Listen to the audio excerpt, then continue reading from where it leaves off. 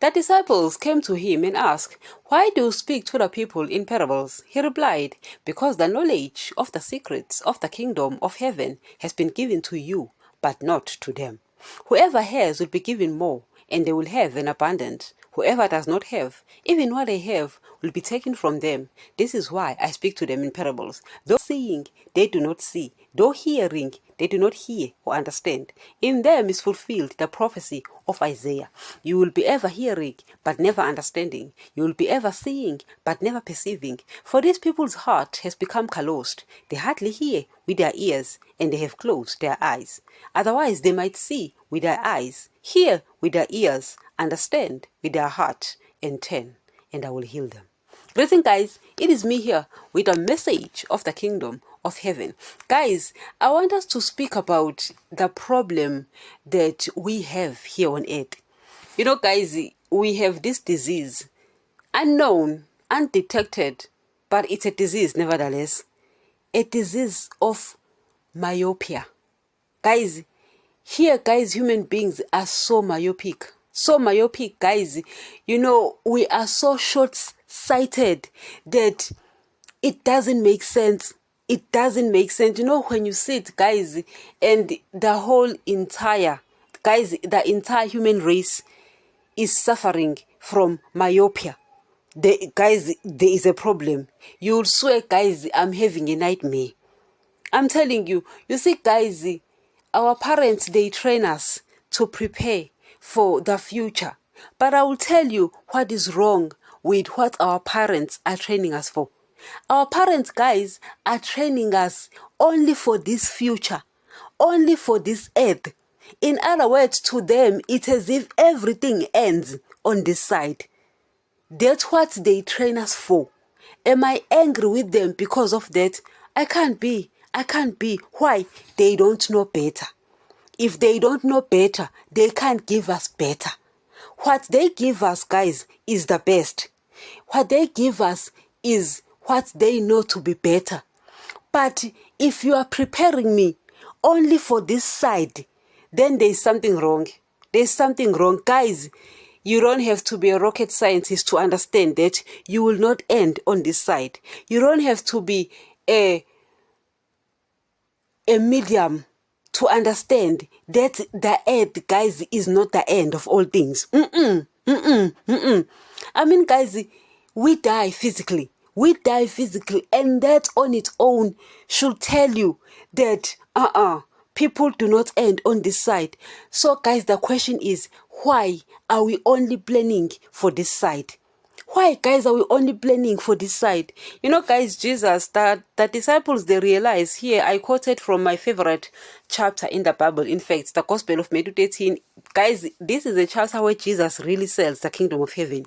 He will tell you, the kingdom of heaven is like this. The kingdom of heaven is like this. The kingdom of heaven is like this. And at the end, he asked them, do you really understand? Do you understand the kingdom of heaven? You know, because he's been selling it to them, you know. So here the disciples, they realize that whenever Jesus opens his mouth, he speaks in parables. So they go to him and ask, "Rabbi, why do you speak to the people in parables?" And he tells them, because it's pointless, because it's useless. Though seeing, they don't see. Though hearing, they don't hear. And you know, guys, at first you might not understand what Jesus is speaking about. Guys, until you get proof of what Jesus is speaking about, then you're like, yeah, Jesus, now I understand. He says, because the secret knowledge of the kingdom of heaven has been given to you, but not to the world. You understand? And guys, you find our parents training us to be the best in this world. And guys, as I've said, I can't blame them. They don't know better. Guys, Peter knew better. James knew better. John knew better. Paul knew better. You understand? Jesus says, we speak of things, you know, that you guys cannot accept. He says, I came from heaven and you cannot accept my report because what I'm telling you, you cannot accept, and then he reveals these things. Paul says, no ear heard, no mind has conceived the things that God has prepared for those who love him, but he reveals them to us, and Paul is taken to that heaven, and he sees paradise, and he sees the new Jerusalem, and he says, now I'm not, guys, he says, now I'm no longer myopic. Guys, Paul was not short-sighted. Peter was not short-sighted.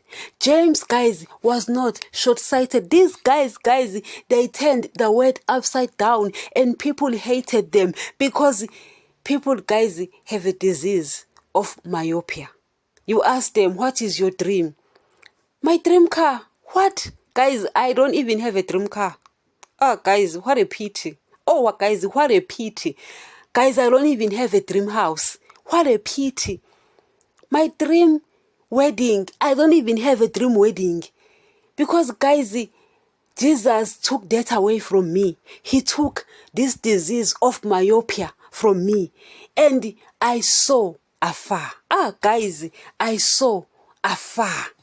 Guys, I saw afar. And I understood why Peter was like that. And I understood why Paul was like that. And I understood why my Lord was like that. Guys, we prepare the way we run here on earth, the way we walk here on earth. You will swear everything ends on this side. You will swear. Guys, you might not understand. You often heard me speak saying that, I actually decided to become a loner. And guys, I became a loner. There are many reasons.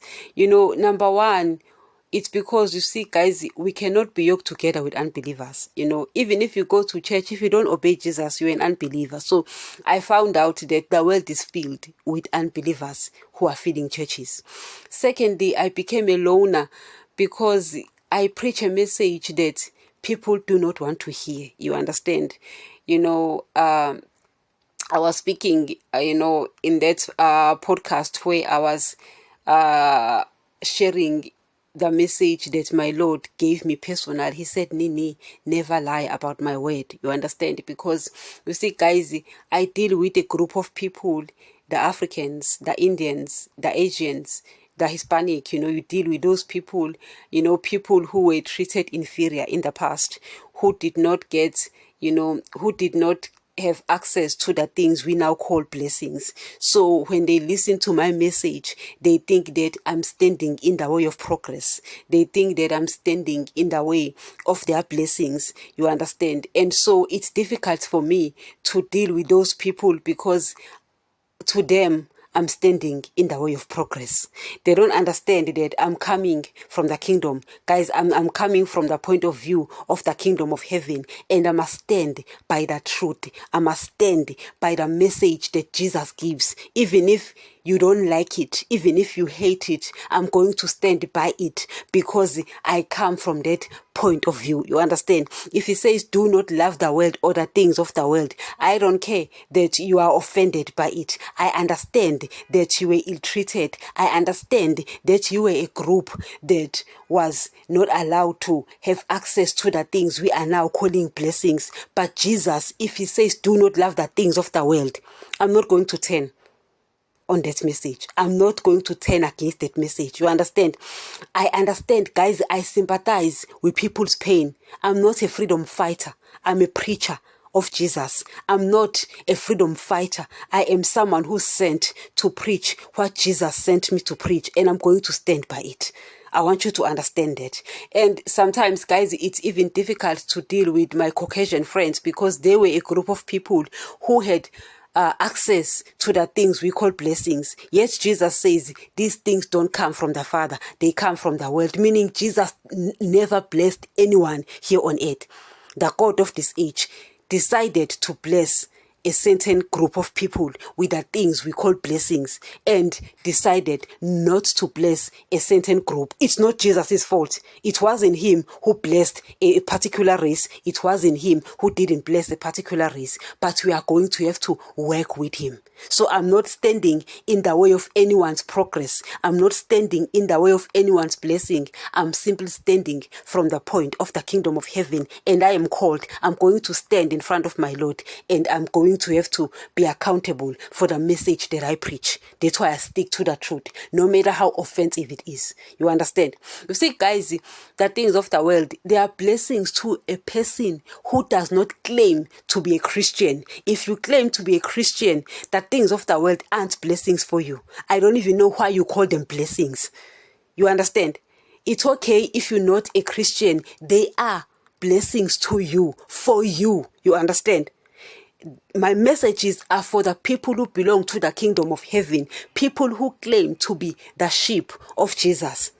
So if you are the sheep, you understand my standpoint. You understand my standpoint. You understand? So, guys, it's difficult. Understand? It's difficult to be nini, because it's difficult to preach the message that I preach. So I tend to stay away from people because of that reason, because I'm preaching a message that nobody wants to hear. You understand? So it's easier for me to preach online, because when I preach online, only the people who want the truth can get it. I can't even go to churches and preach, because I remember back in those days, I would stand in front and people will look at me with all eyes, and if eyes could kill, I'll be dead, because they didn't want to hear it. You understand? Jesus had to get me out of the church, because nobody wants to hear the message of Jesus. People just wants to go to church and be called Christians. You understand?